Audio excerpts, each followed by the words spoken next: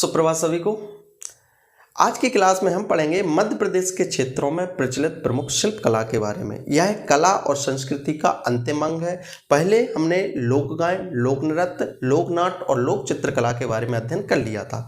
आज की जो क्लास है उसमें हम पढ़ेंगे कला एवं संस्कृति का जो पांचवा अंग था, लोक शिल्प कला के बारे में। सबसे पहले समझिए, जो शिल्प कला होती है, मशीनों का प्रयोग किए बिना हाथों के द्वारा अनेक प्राकृतिक संसाधनों के द्वारा उत्पादों का निर्माण किया जाता है, उसे बोला जाता है शिल्प कला।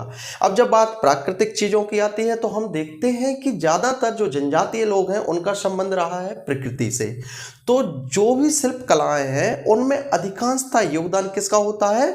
जनजातीय लोगों का, आदिवासी लोगों का, क्योंकि प्रकृति से प्राप्त जो उत्पाद होते हैं उनको विशेष प्रसंस्कृत करके उनके द्वारा अनेक उपयोगी उत्पादों का निर्माण किया जाता है। जैसे सामान्य तौर पर हम देखेंगे कि मिट्टी से अनेक तरह के खिलौने बनाए जाते हैं, बांस से अनेक तरह की टोकरी और पात्र बनाए जाते हैं, धातुओं से अनेक तरह की मूर्तियां बनाई जाती हैं। तो इस तरह से हम ये कह सकते हैं कि जो लोक शिल्प कला है, स्पेशली जनजातीय लोगों का एक व्यवसाय भी हो सकता है।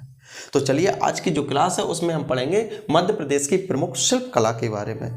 सबसे पहला जो प्रश्न आ चुका है इसके संदर्भ में वो ये आया है कि शिल्प कला का तीर्थ किसे कहा जाता है? वो कहा जाता है खजुराहो को। अब खजुराहो को क्यों कहा जाता है? क्योंकि यहाँ पर चंदेल वंश के राजा थे, अनेक राजाओं ने शासन किया। कालिंजर, महोबा और खजुराहो, ये इनकी राजधानी क्षेत्र भी रहे। चंदेल वंश के राजाओं के बारे में जब मैंने इतिहास में पढ़ाया था तो उसमें बताया भी था कि खजुराहो, अर्थात जिसका प्राचीन नाम था खजूर वाहक, तो खजुराहो को शिल्प कला का तीर्थ कहा जाता है क्योंकि यहाँ पर अनेक मंदिरों का निर्माण किया गया। लगभग 85 मंदिरों का निर्माण किया गया था, जिसमें पश्चिमी और पूर्वी मंदिरों के रूप में उनको विभाजित किया गया है। इसमें जो प्रमुख मंदिर था वो कौन सा था? कंदरिया महादेव मंदिर। और मैंने ये भी बताया था कि खजुराहो के मंदिरों को यूनेस्को द्वारा मध्य प्रदेश के जो विश्व विरासत स्थल है उसमें शामिल किया गया है। विश्व विरासत स्थल मध्य प्रदेश के कौन कौन से हैं? खजुराहो के मंदिर हुए, सांची का स्तूप हुआ और भीमबेटका की गुफाएं। ठीक है, चलिए, जो आज की क्लास है उसके बारे में हम प्रारंभ करते हैं कि जो शिल्प कला है उनमें कौन कौन से क्षेत्रों में किन किन चीज़ों का निर्माण किया जाता है। पहले आप ये समझिए कि जो जनजातीय लोग हैं मध्य प्रदेश के कौन कौन से क्षेत्र में पाए जाते हैं। जब मध्य प्रदेश का नक्शा देखेंगे तो उसमें आपको पता चलेगा कि मंडला, धार, झाबुआ, अलीराजपुर, डिंडोरी, शहडोल, अनूपपुर, बालाघाट, ये वाले जो क्षेत्र हैं वो प्रमुख रूप से जनजातीय क्षेत्र हैं। तो जिन जिन शिल्प कलाओं द्वारा उत्पादों का निर्माण किया जाएगा वो भी कहीं ना कहीं इन्हीं क्षेत्रों से संबंधित होंगे। ठीक है, सबसे पहला है मिट्टी शिल्प। मिट्टी शिल्प का अर्थ समझिए कि मिट्टी के द्वारा अनेक तरह के उत्पादों जैसे खिलौने हुए, मटके हुए, मतलब बर्तन, और देवी देवताओं की मूर्तियां, गुड्डा गुड्डियों की मूर्तियां, इस तरह का जो मिट्टी के द्वारा निर्माण किया जाएगा उसे कहा जाएगा मिट्टी शिल्प। अब जब मिट्टी की बात आएगी तो जनजातीय लोगों द्वारा ही स्पेशली इन सब का निर्माण किया जाता है, चाहे फिर मटकों की बात हो, खिलौनों की बात हो। तो धार, झाबुआ, मंडला, शहडोल, रीवा, बैतूल, इन वाले क्षेत्रों में मिट्टी शिल्प का प्रमुख रूप से कार्य किया जाता है। ठीक है, दूसरा है काष्ठ शिल्प। काष्ठ का अर्थ समझिए, काष्ठ अर्थात होता है लकड़ी। तो लकड़ी के द्वारा अनेक तरह के प्राकृतिक उत्पादों का निर्माण किया जाना, जिसमें खिलौने भी हो सकते हैं, बर्तन भी हो सकते हैं। जैसे लकड़ी या बांस से क्या बनाया जाता है? टोकरी वगैरह बनाई जाती हैं। तो इन सब का जो निर्माण किया जाता है वो किसके अंतर्गत आता है? काष्ठ शिल्प कला के अंतर्गत आता है। और काष्ठ शिल्प कला में जो प्रमुख क्षेत्र हैं वो मंडला, धार, झाबुआ, बैतूल और होशंगाबाद के जनजातीय लोगों द्वारा इन सब उत्पादों का निर्माण किया जाता है। आप ये समझिए कि लकड़ी जो प्रमुखता से उपलब्ध है वो कहाँ पर है? इन्हीं वाले क्षेत्रों में उपलब्ध है, क्योंकि जब मध्य प्रदेश का वन आच्छादित क्षेत्र देखेंगे तो ज़्यादातर जो वन पाए जाते हैं वो होशंगाबाद, धार, मंडला, झाबुआ, इन्हीं वाले क्षेत्रों में पाए जाते हैं। और जो जनजातीय लोग हैं उनका एक प्रकार से हम ये कह सकते हैं कि इन पर आश्रित होकर अपनी आजीविका का निर्वहन करते हैं, अर्थात टोकरी बनाकर या अनेक उत्पादों को बेचकर उनसे अपना जीवन यापन करते हैं।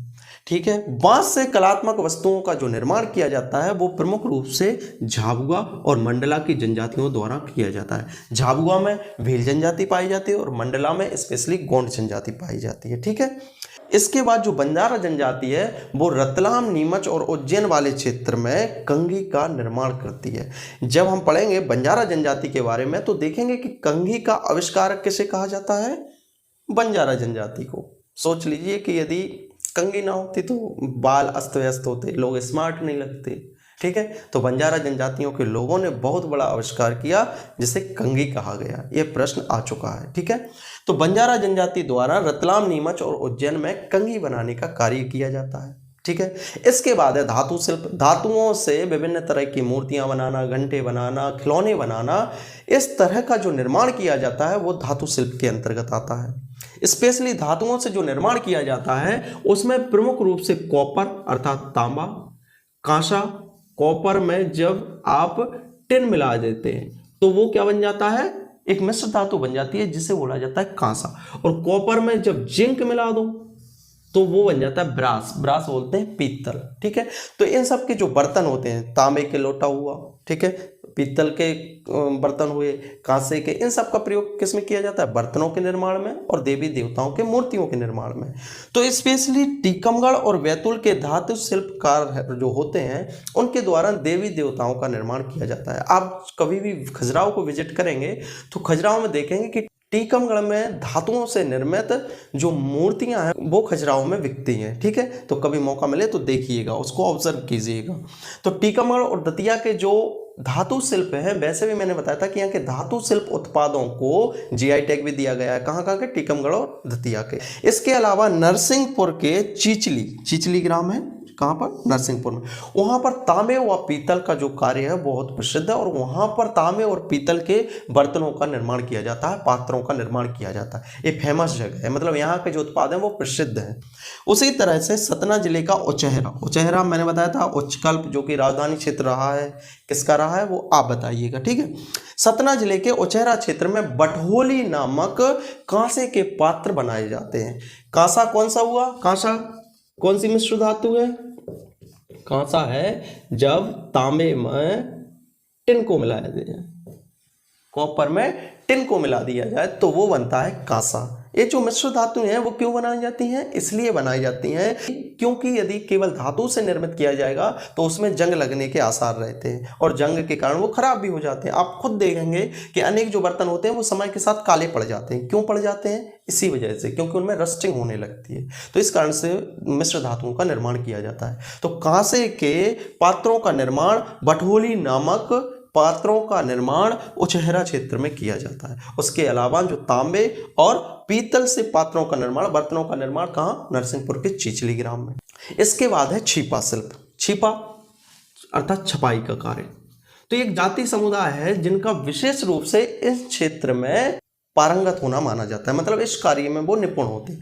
तो जो कपड़े होते हैं उन पर विशेष तरह की जो प्रिंटिंग्स की जाती है वो छिपा जाति के लोगों द्वारा की जाती है और इससे कहा जाता है छिपा शिल्प। कपड़ों पर छपाई व शिल्प छिपा जाति द्वारा किया जाता है। जब मैंने जीआई टैग के बारे में बताया था तो उसमें मैंने बताया था चंदेरी की साड़ियाँ, महेश्वर की साड़ियाँ, भैरूगढ़ प्रिंट और बाघ प्रिंट, इन चार के बारे में बताया था, ठीक है। ये भी जीआई टैग प्राप्त उत्पाद है, जियोग्राफिकल इंडिकेटर प्राप्त उत्पाद है, ठीक है। तो हाथ के द्वारा कपड़ों पर छपाई व शिल्प का कार्य छिपा जाति द्वारा किया जाता है। उज्जैन का छिपा शिल्प भैरूगढ़ के नाम से प्रसिद्ध है। इसी तरह से जो धार है, धार का छिपा शिल्प जो प्रसिद्ध है वो बाघ प्रिंट के नाम से प्रसिद्ध है। यह प्रश्न आ चुका है कि उज्जैन का जो छिपा शिल्प है वो किस नाम से प्रसिद्ध है, वो है भैरूगढ़ से। याद रखिएगा क्योंकि भैरव मंदिर कहाँ पर है, भैरवनाथ का मंदिर कहाँ पर है, उज्जैन में। तो उसी से याद रखिएगा कि भैरूगढ़ के नाम से प्रसिद्ध है छिपा शिल्प उज्जैन का। इसके अलावा चंदेरी की साड़ियाँ जो रेशमी और सूती साड़ियों पर शिल्प का कार्य किया जाता है। जब आप स्त्री मूवी देखेंगे, एक आई थी ना मूवी स्त्री, तो स्त्री मूवी है, उसमें चंदेरी की साड़ियों का और चंदेरी वाले क्षेत्र का विस्तार से कवरेज किया गया है। अशोकनगर चंदेरी की साड़ियाँ, ठीक है। उसके अलावा महेश्वर खरगोन में स्थित है, जहाँ की जो साड़ियाँ हैं उन्हें जीआई टैग दिया गया है और यहाँ पर उद्योगों को स्थापित करने का जो प्रमुख श्रेय जाता है वो जाता है रानी अहिल्याबाई होलकर को। जब हम पढ़ेंगे मध्य प्रदेश के प्रमुख राजवंशों के बारे में तो उसमें पढ़ेंगे होलकर राजवंश, होलकर और सिंधिया राजवंश। तो होलकर राजवंश में एक रानी हुई जिनका नाम था अहिल्याबाई होलकर। स्पेशली इंदौर वाले क्षेत्र में इनका शासन था और कहाँ तक था, महेश्वर तक। तो महेश्वर में महिलाओं के लिए स्पेशली इन्होंने रोजगार के सृजन के रूप में उद्योगों का निर्माण किया था। कौन से उद्योग का? महोत्सव की साड़ियों के उद्योग का। ठीक है, तो ये हो गए मध्य प्रदेश की शिल्प कला के बारे में। और जो बचे हुए हैं प्रस्तर शिल्प कला, जिसमें पत्थरों पर नक्काशी, इस तरह के जो कार्य किए जाते हैं उसे प्रस्तर शिल्प बोलते हैं, जो उन्हें हम अगली क्लास में कवर करेंगे। ठीक है, तब तक के लिए बहुत बहुत धन्यवाद, बने रहें साथ में।